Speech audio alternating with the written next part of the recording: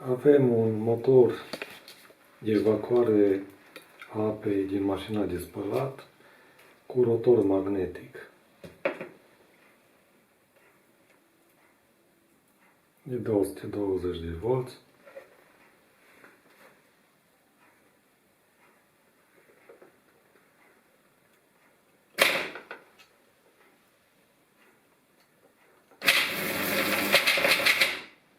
Bun. Cam asta e. Are rotor magnetic pentru că rotorul e format dintr-un magnet. Adică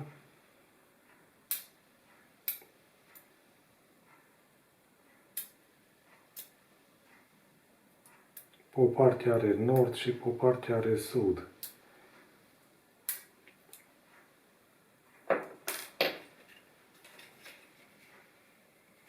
Bun. E format din două înfășurări.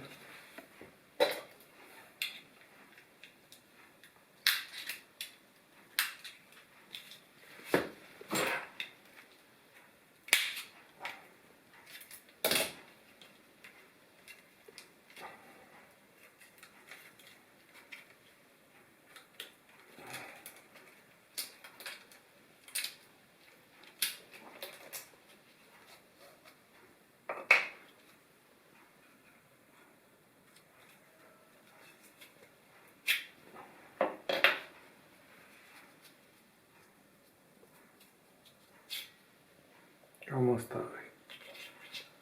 Ce vreau să-i fac? După ce îi fac o probă,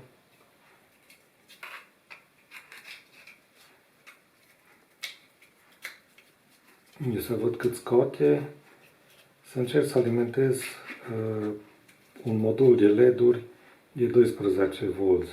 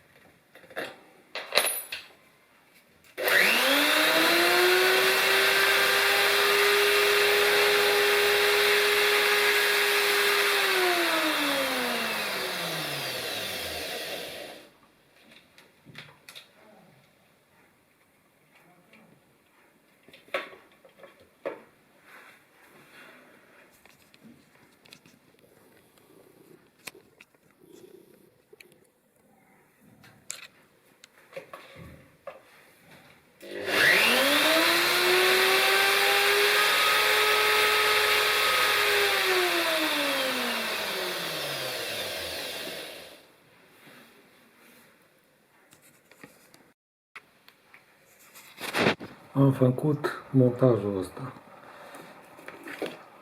Motorul cu rotor magnetic, i-am pus o folie, un motor de 12 volți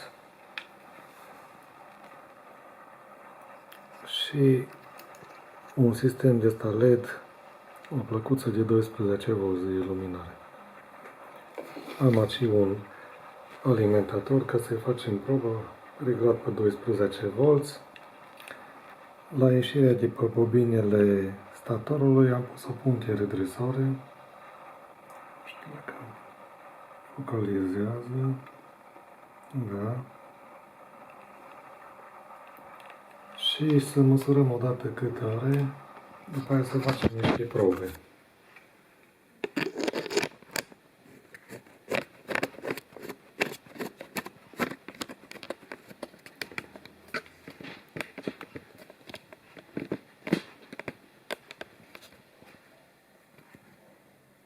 Bun.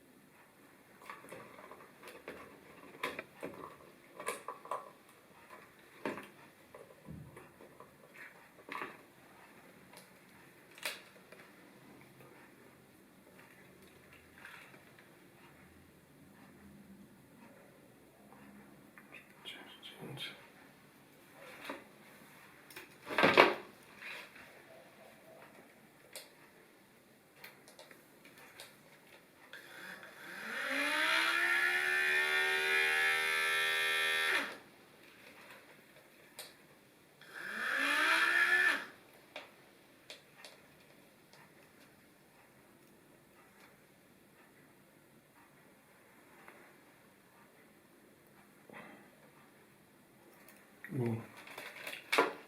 Dăm sursa la o parte.